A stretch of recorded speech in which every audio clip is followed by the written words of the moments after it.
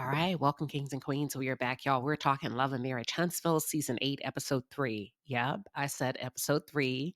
I want to cover episode 3, and then the next day or so, I am going to cover episode 4. Y'all, episode 4 ticked me off. I had to stop in the middle of it because I'm looking at the cast and I'm like, stop the cap. Stop the cap. I was like, you know what? Let me step away from it, turn off the television, come back to it in a day or two, and maybe my mood will be a little bit better so that I can think straight, think clearly without being overly emotional. So, anywho, let's focus on season 8, episode 3. Listen, production, Carlos King, I don't care how much camera time that you decide you want to give to Stormy still. Nope. We don't want it. We don't care. Or let me say, I don't want it. I don't care. I don't really give a damn. Stormy is not that girl when it comes to, I don't know, television audience, in my opinion. Yes, she has a business going on, beautiful property that she lives in, wonderful whatever with her husband. Does it translate to captivating an audience? Absolutely not. So stop trying to force Stormy still on us. No, we don't want it. Stormy does not resonate well with the female audience, in my opinion. She just doesn't. Think about this. The fact that somebody that, okay, not even somebody, the fact that you paid to get on the show, paid for visibility. Yeah, you paid to get on that show. Okay. You paid to get on the show. You faked some things in your life to get on that show. And that's still not enough to woo the audience because you just don't have that it factor. Now, I'm not going to take it away from you. You have it in business when it comes to rolling out your products, delivering your products. Hell no, that's a whole other different story. Okay, I'll say it over and over and over again. I just don't. Stormy doesn't just. Stormy's boring on television, and I don't know if it's just like I don't know what it is. It just doesn't do it for me. Now, imagine paying, and that's still not enough. Even her friend, go back and rewind the tape. Even her friend Trish sat there and looked at her like paint drying on the wall. Trish is just kind of like, okay, Let me say this. Stormy is using her friend. She's using her friend for television time, and she's also low key passively ambushing her friend to push out her friend's dirt with this guy that she's seen who is her. Listen, if you're not married, I mean, if you are not divorced, that is your side dude. So Stormy is low key telling this girl's business on camera, forcing that girl to have to talk about things that I don't think she's ready to talk about. She did it in episode 3, and I believe she's going to do it in episode 4. Talk about your nasty business practices that you do to your customers without them knowing. Okay. I can go deeper, but I'm going to hold that one in my back pocket until later. So I kind of feel bad for Trish because Stormy is using you. She really is. Okay. Now you can run to every male content creator you want, but that still ain't gonna do the job helping you win over the viewership of the women. Period. Point blank. Okay. The female audience matters on this show, whether you know it or not. We really do. Now, Stormy paid to get where she is today, and she'll probably have to continue to pay to stay, as we can see. The camera didn't pick you. You paid for the camera, Stormy. Y'all, let's talk about it. For those of you who are just tuned in, or if you're new to the channel, welcome to the palace. I am Queen Sheba. I cover a variety of hot topics specific to reality television, but most importantly, I hone in on the psychological and the behavioral traits of the Black experience. Subscribe now. Okay, they start this scene off with Mel and Nell having a one-on-one, starting with a little physical activity. I love physical activity. And they played a game of pickleball. Okay. That was cute. That was fun. And then so they introduced, the physical activity with a bit of fun. And then they kind of cool themselves down. Then they get into the nitty-gritty and the ladies start to talk. I noticed that Nell started off with Mel. She says, "Now, I haven't seen you in a while." And that immediately, I'm thinking, okay, that's the second time she's honing in, right? On the show in front of the cameras. I ain't talked to Mel. I ain't talked to Mel. I ain't talked to Mel. She said it the first time, I think in episode 1, season 8, episode 1 with Stormy. Y'all got to pick up low key hints. And then she said it in episode 3 to Melody. And it got me to thinking, now, is that by design, or have you just not connected or been able to connect just because of life, right? It happens. We're busy. People get busy. And I believe that a good friend is somebody that you don't have to talk to all the time. You get what I'm saying, y'all? On one hand, but on the other hand, is there more to you saying this? Because I've noticed that you said it more than once. Then all of a sudden, my mind changed because initially I gave her the benefit of the doubt. So then my mind changed when Melody said, "How come you didn't come to the podcast?" And I was like, oh shit. I knew it appeared to be a disconnect between them. So Melody solidified my thoughts and my suspicions when she, quote unquote, confronted her friend about coming to the podcast. So I'm like, okay, they're good friends. Obviously, by what Melody is saying in the confessional, how much of a good friend Miss Nell is to her, or so she thinks, y'all. Because we on the outside looking in. And then your good friend, your good girlfriend, not your mentor, but your good girlfriend didn't show up to the podcast. Okay. Okay, bet. Let me put that in my back pocket. My suspicions are right. My intuition is right. Let me watch how this scene continues to play out. Then I ask myself, is Nell creating distance for a reason? And if so, what's the reason? Because if my good friend was having an interview that her boss was coordinating, say less. I'm there. Say less. Tickets got them. Tickets sold out. I'm calling you. Period. Point blank. I wouldn't give a damn if tickets sold out a year in advance. I'm calling. I'm coming by the house. I'm texting. I would be there front row and center. We're talking about if we are good friends, right? So that gave me a red flag. I didn't like Nell's response for them based on the relationship that they're supposed to have. Not coworkers, y'all, based on a good, strong friendship. So I was like, nah, that's a bullshit ass excuse. It didn't even sound right. Nell, she knew that. I kind of feel like Nell knew there was more to her why she wasn't there. So she said as little as possible. And she basically said, oh, I was in blah, blah, Georgia, which has nothing to do with the reason why you did not come to the podcast. I also found that odd. Okay. Because friends make it happen. And then you didn't even call. You didn't even call to inquire about getting a ticket, although your reason was you didn't come because they were sold out. That immediately told me you didn't call because you were looking for an easy way out. Melody, I hope you're paying attention. It's sort of like when people call you and let the phone ring once or twice and hang up so that they don't have to talk to you. Just to be able to say, I called you. Now, Nell took the easy way out by saying that the show was sold out. Come on, girl. Stop playing. Stop playing. Why are you acting like us regular folks?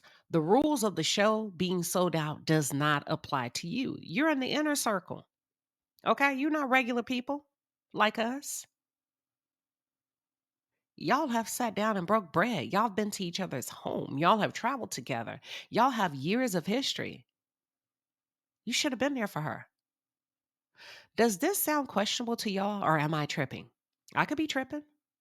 I could be tripping. What are your thoughts? I don't know what kind of game Nell is playing, but let me say this. You too old to be that messy.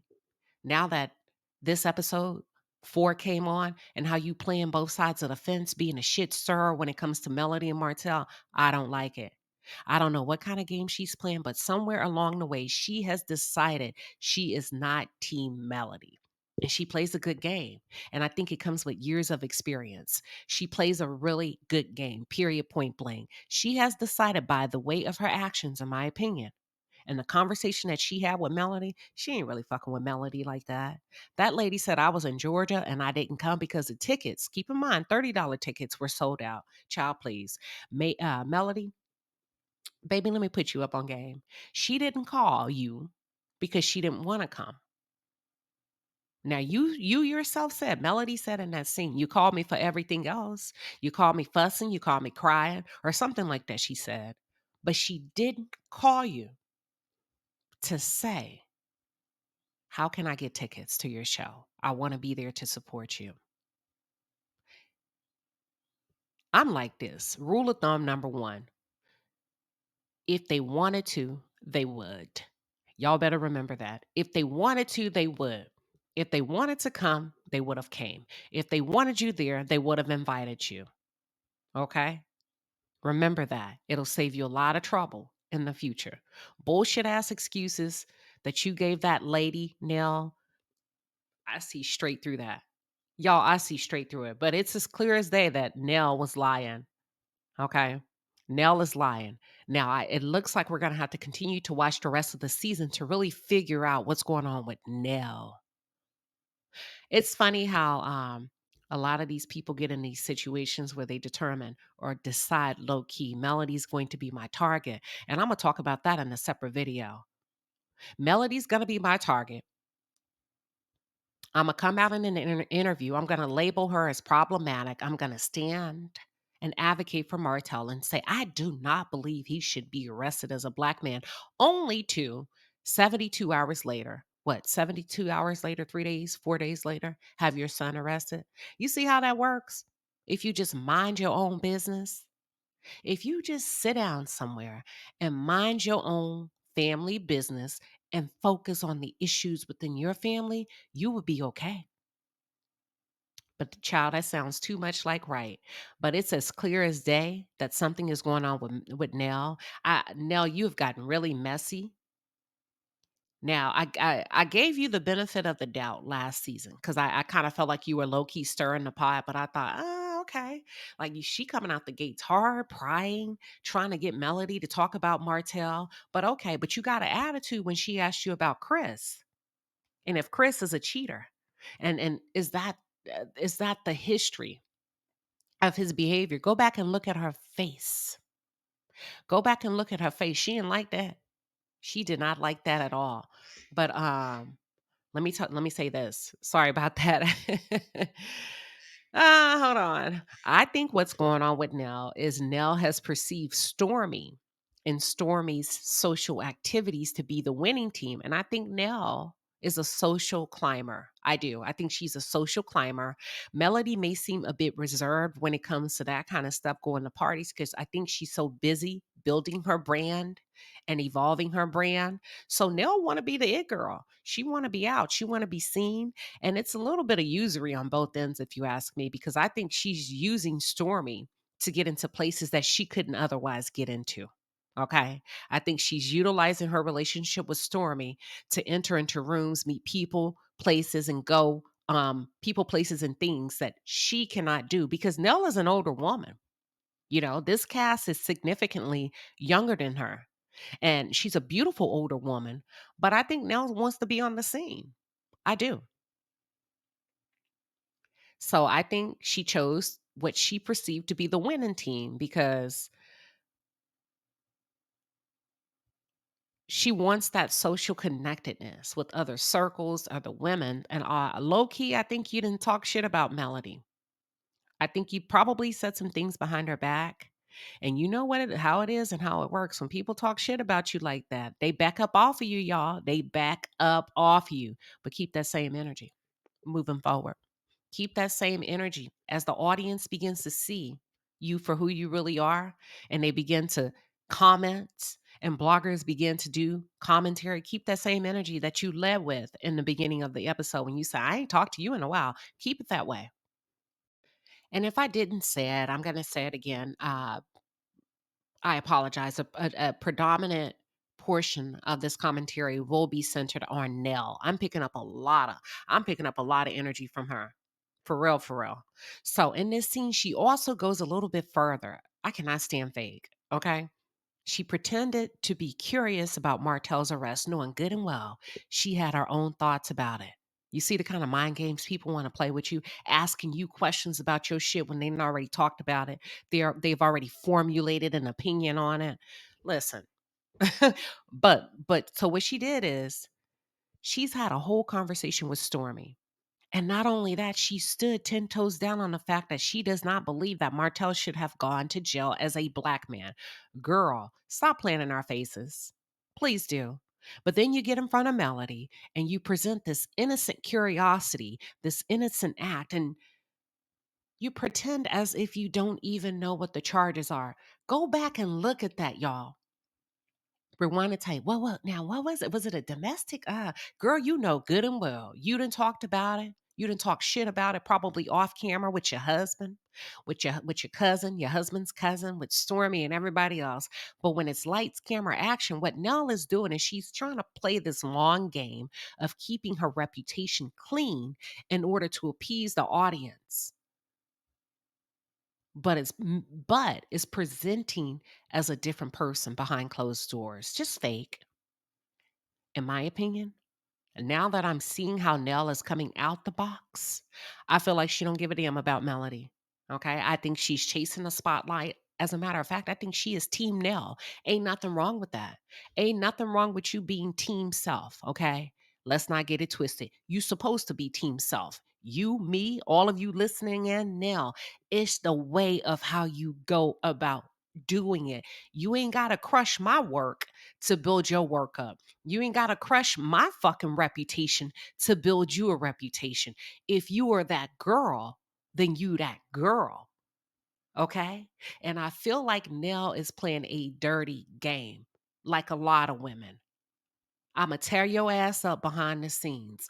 I am going to introduce doubt to everybody about who I think you are because of what you haven't or have not done for me. Technically, you ain't really did nothing to me, but because I feel some kind of way deep down inside about me and I need to be validated, shit, then I am going to start a smear campaign about you. And I think that's what Nell has done. Okay. Because she's trying to climb her way to the top. Go for it. To me, when Nell started off, you were in your own lane. To me, you were. As an older woman, could nobody really compete with you in that area if you would have kept it 100? If you would have kept it sophisticated, sassy, lovely, wise woman, you had every opportunity to come in and kick the motherfucking door down. But you ain't got to shit on your co star to do so. And I think that's where a lot of people get it twisted. That's where a lot of people get it twisted. Okay. But my question to you, Nell, is what are you climbing to the top for when the ship is sinking? Steady long, steady wrong, baby. A while back when Lexi did her interview regarding her and her father's relationship, I'm talking about Chris Fletcher, she gave a very vivid, detailed explanation of how she felt that Nell purposely interfered with her ability to really bond with her father. Purposely interfered. She shared that she really couldn't get close. Listen to the words I'm saying. She really couldn't get close to her father because Ms. Nell was always there. Now, I didn't understand then the point that Lexi was trying to make. I was following. I wasn't sure if I had a clear understanding, but I think I understand now. Nell may not be a girl's girl. Nell may be one of them old school women that just kind of pack this undercurrent of jealousy, envy when it comes to other women. A little bit of roughness when it comes to other women. When the lights come on, you embarrass your stepdaughter in front of the camera. You set her up. You invited her over for what was supposed to be a fantastic moment of dinner, family, togetherness, love, brand promotion. And then you proceeded to ambush your daughter, your stepdaughter, and talk shit about her mother in this unseen footage, making your stepdaughter look bad on the opposite end of that. And had not Lexi done that interview and really explained herself, we would have thought that she was crazy, uncouth, ungrateful. But it was more to it. And thank God Chris Fletcher came out in that interview and he said, you know what? We should have done things differently. Now that we look back. See, Nell took not 1 ounce of responsibility for talking shit about Lexi's mom, making Lexi feel uncomfortable, ambushing her husband's daughter at dinner. It was Chris Fletcher that validated what Lexi said. He said everything Lexi shared was the truth. Some of it was a bit exaggerated. Okay. maybe exaggerated to you, but that's her version of how she's experienced your wife. Y'all get what I'm saying? A lot of you owe Lexi an apology because sometimes we're quick to judge based on what other people are saying. We're quick to judge because people have different deliveries other than what we are accustomed to. But at the end of the day, her father said what Lexi shared was the truth. Period, point blank. Y'all ambushed her. You ambushed her. It's no different than Martell getting Melody riled up, doing God knows what behind the camera and clicking record to only record a version of the story. And that's what Nell did to Lexi. I'm side-eyeing you, Nell, for a lot of reasons. Okay? I'm side-eyeing you for a lot of reasons because you allowed your daughter to be set up, your stepdaughter to be set up.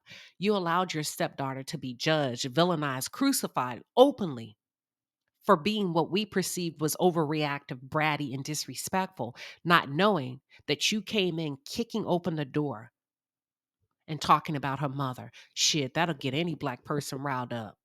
That'll get any, what? I'm supposed to be here for dinner. What my mama got to do with this? Wait, you gonna keep my mama name up out your mouth. Y'all know how it is. Y'all know how it is. The same woman whom you cheated with her husband while she was married to, Chris Fletcher. I'll wait. You had the audacity to put your mouth on her while her daughter was at your tater. I'm sorry, at your table. You ambushed Lexi. You ambushed Melody behind her back when you had that sit down with Stormy. You turned around, you ambushed Melody again by not publicly supporting her because I believe privately you were shitting on her.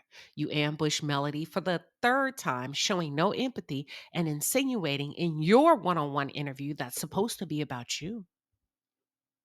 You get what I'm saying? That's your interview.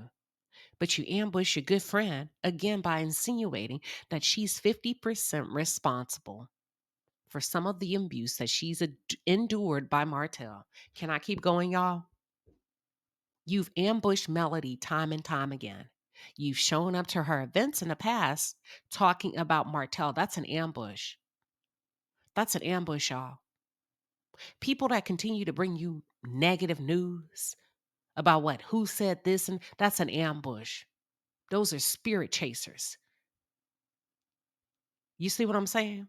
Because your question should be, well, if she said that to you, what'd you say? How'd you take up for me? Why didn't you call me? I never trust the messenger. As a matter of fact, sometimes the messenger is the one that likes to create a wedge between people. Watch the fucking messenger. Okay. Now, last season, every 5 minutes you wanted to tell Melody what Martell said. Why? Messenger. Why?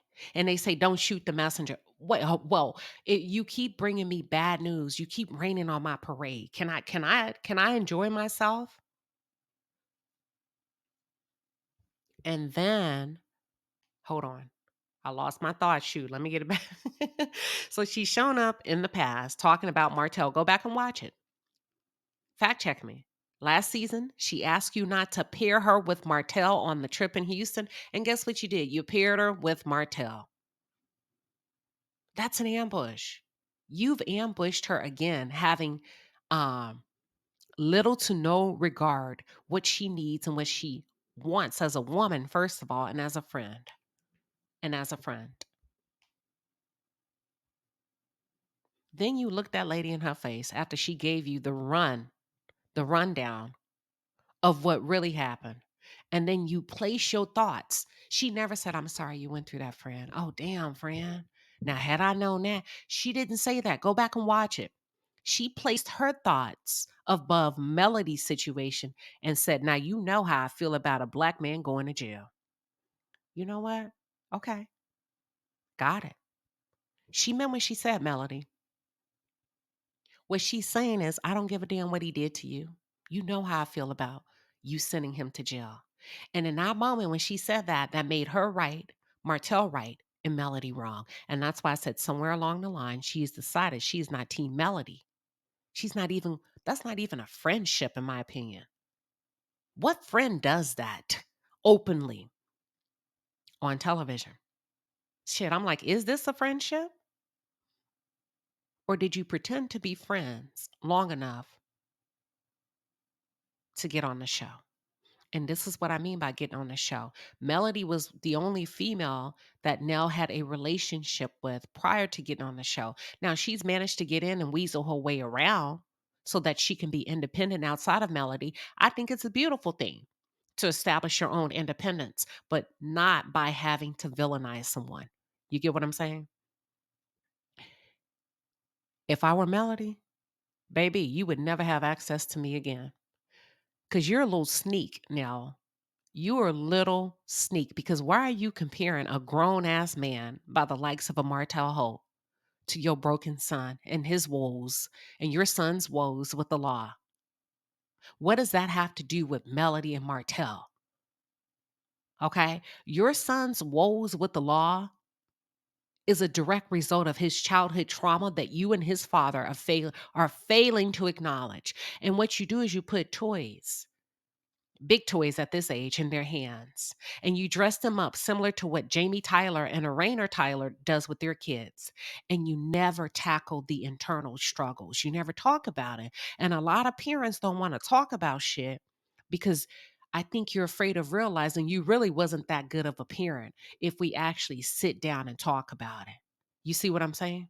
I guarantee you we'll never get another scene like we did at that dinner with them. That scene at that dinner with the Fletchers was a breakout scene because it was raw, it was real, and you could not control Lexi.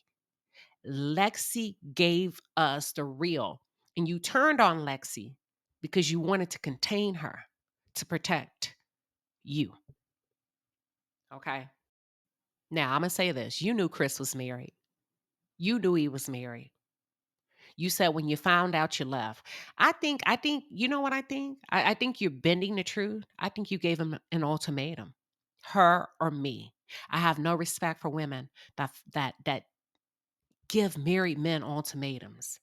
Well, I told him it's her or me. You should have told him to see the fucking door. Why is it his wife or you? Why are you even wanting to tear up a family? Why do you want him to leave her to be with you? Y'all, you see how crazy that is? Break her heart, leave her, leave your child with her, and come to me. And it's crazy now. I think you probably need to second guess everything that you say or do from here on out because it always comes back to you. Let me tell you what I mean by that. You knew he was married. You continued to see him. And somewhere along the line, based on your explosive behaviors that I've witnessed on the screen, you got frustrated. You threw a tantrum and you demanded that either he choose her or you. And you married him just the way he was. And guess what? Fast forward a few years later, he did the exact same thing to you. He left your marital home. He tap danced all over your heart, just like he be doing in them goddamn TikTok videos. And he left you in the bed crying for 2 years while he went to go play daddy daycare with another woman and her children. Okay. So miss me with that. You willingly tore that family apart. Anytime you give a married man or a married woman an ultimatum, you're saying, I don't care who gets hurt. Just choose me. Separated as married. Quit playing. Separated as married. And as a matter of fact, let me give y'all some tea. You rather date him after he get a divorce as opposed when he's separated. You know, about 65 to 75% of the time, men that are separated actually go back. They want to go back. And yes, they will use you. They will use your body. They will use you. Men do not heal, they hoe. And when he is done hoeing during that separation, he decides, I want to go back home with my family. Martell is a perfect example. He wanted to go home, but Melody wouldn't let him. Okay. Separated as married. The worst thing you can do is date a separated man if you don't want your heart to be broken. That is a very risky period. When he cheated on you and went to live in a house to be with another woman, he obviously loved that woman to the point where he left your home.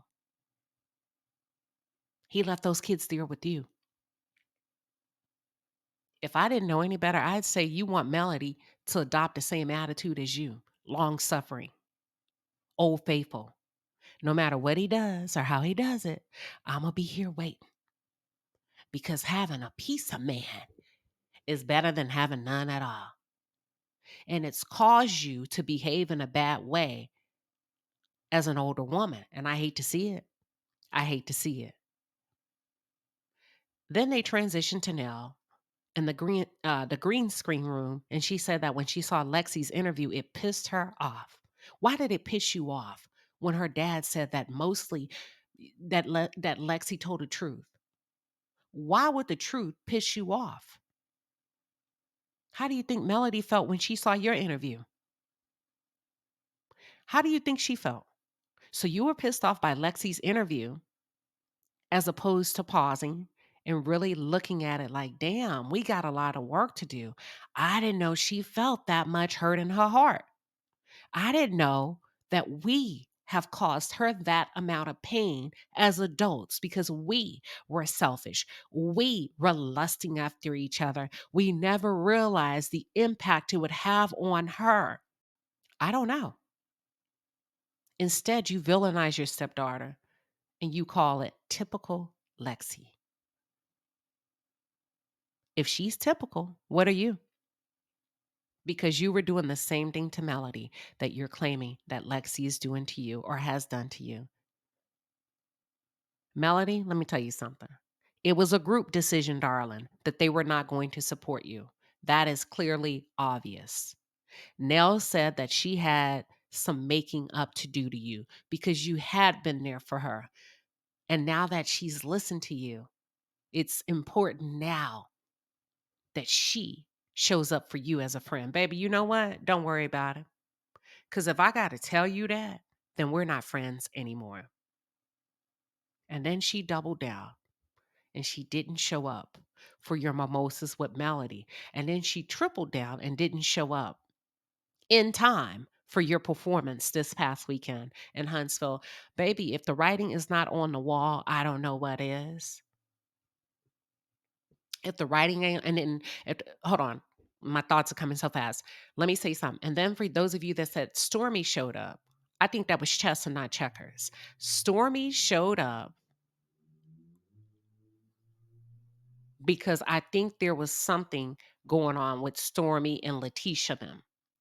See, Stormy had just fallen out with Leticia, and you know how this shit works. If you fall out with Leticia, then you fall out with Kimmy. If you fall out with Leticia, then you fall out with Marcel and you fall out with Maurice. Period, point blank. So now Stormy then managed to use Kiki. She's managed to use Tiffany. They're gone from the show. She's at odds with the Scotts. She had no choice but to show up just in case she was not able to repair or fix it with Leticia. And you see how she's coming in saying, as long as Marcel is cool. Well, first of all, you disrespected him. Okay.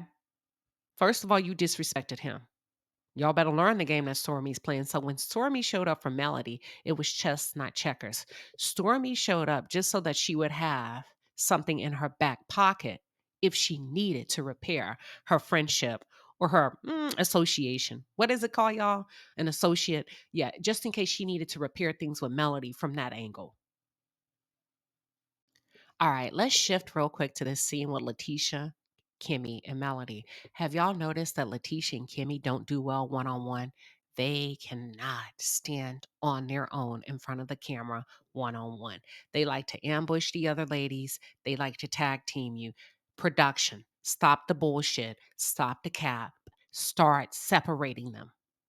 Why do you allow them to run amok, ambushing everybody else about what everybody else has going on? And they don't have anything going on but to pry into everybody else's business. Um, Let me just tell you something. If I were Melody, if I were anybody else, Sonny, anybody else, Letitia and Kimmy wouldn't get not one explanation or not any information, not even a morsel of information about my business. Because they don't offer up anything when it comes to their lives. It's given white people chicken. It's giving white people chicken. And what I mean by that, no season, raw, bland, unappealing. Every time I see Leticia and Kimmy on the screen, I think white people chicken. Here we go. Here we go.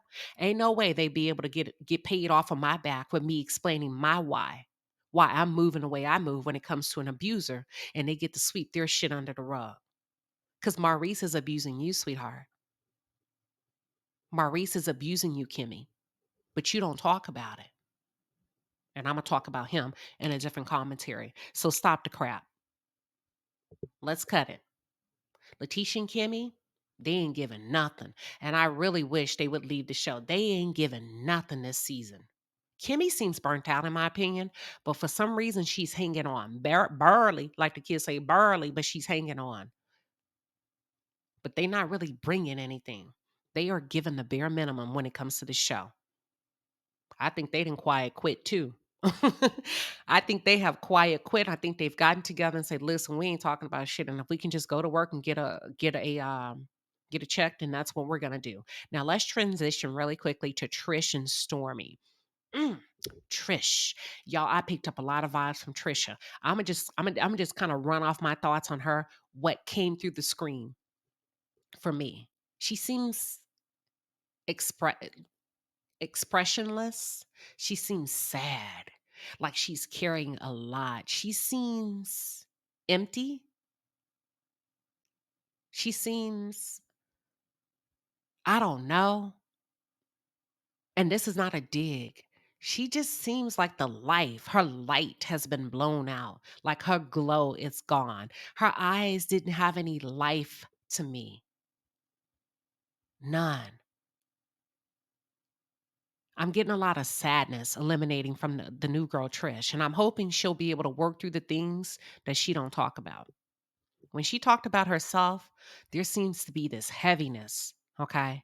Now, I will say this, but she did light up when she talked about her man. I don't like that. Let me tell you why. I want you to be just as jovial, confident about yourself as you are about a man. And you got to be very careful when you can light up lighter and glow up and your light comes on when you talk about him as opposed to yourself, because you have to be able to put your mask on first and then offer assistance. If he is the only thing outside of you that gives you this glow up, you got to start with you. You got to work through your stuff first as a woman, cuz otherwise you are going to need him to stay lit, if that makes any sense. Or you're going to find yourself in the same position that you're already in. Now, I will say this, did y'all pick up? Now, I told y'all a while back, the lady's still married, and Stormy was being messy when she asked about wedding bells soon or engaged soon. Stormy was kind of being messy on a low key, trying to force her to say to the audience that she's married. And I'm not sure that lady is ready to give us that amount of tea. I gave it to you already. She's married. Okay. Maybe Kent is a ray of sunshine in her life. And if so, you need to go ahead and break them soul ties that you got with your husband legally, emotionally, physically, and spiritually. Because Kent cannot save you from the work that you need or should be doing. You can't, y'all, if you're separated, you're still married. You're still married. You still got all that's illuminating through you, that's exuding, coming out through your spirit that you've had with this man. Even if it's a horrible story, I can feel it come through the screen on the television. So, what do you think you could possibly carry into this new union? It's going to be a lot of heaviness. It's going to be a lot of trauma. It's going to be a lot of negativity, hurt, pain. You got to be able to cleanse that out before you move on to the next thing. Now, here's my thing. I believe that if Kent was equally as serious about you as you seem to be about him, I'm not saying he don't like you. I'm not saying that he's not enjoying you, because you can ask a lot of women. Men will enjoy you for a long time, only to know that you're not the one for them. If you are there, they will enjoy you, okay? And it'll feel beautiful. But if he was equally as serious about you as you seem to be about him, he would be encouraging you to sever any ties, including funding financially, whatever it is that he needs to do to get you a divorce. Some people say it's costly. I don't have the money. I don't know if she does or doesn't, but I know money talks and bullshit walks. And if he's serious about you, then show something, sir. Stormy described Trisha's husband as the character Mr. Watch this. And then she turned around and say, and she's talking about the character Mr. on The Color Purple. My thing is this: Mr. on The Color Purple was abusive. He severely tormented and abused Miss Seeley from a very young age as a teenager. Okay. I kind of feel like, here's my thing, Stormy. If you're going to refer to that man as Mr., then it needs to be an accurate description. Otherwise, Stormy, if he's not, you're creating a smear campaign against his character because you said you called him Mr. because he ignored her emotions. That's not the Mr. we saw on The Color Purple, because you said, "Oh yeah, he reminds me of Mr. because he never honored your emotions." No, Mr. was very abusive, triggering, abusive. Okay. Trish said that getting married again scares her a lot. Then don't do it. Why would you do something that you are scared of doing? Don't do it. Marriage is not scary. It is not supposed to be scary. It will not be scary if you do your work. If you pause, shut it down, back away, and figure out what's going with you. Okay? Marriage is not scary. Bad decisions are scary. I feel like you are inclined to make bad decisions when it comes to men because you had a whole sexual fling with Martell over and over and over again. And girl, if they ain't a bad decision, I don't know what is. I don't know what is.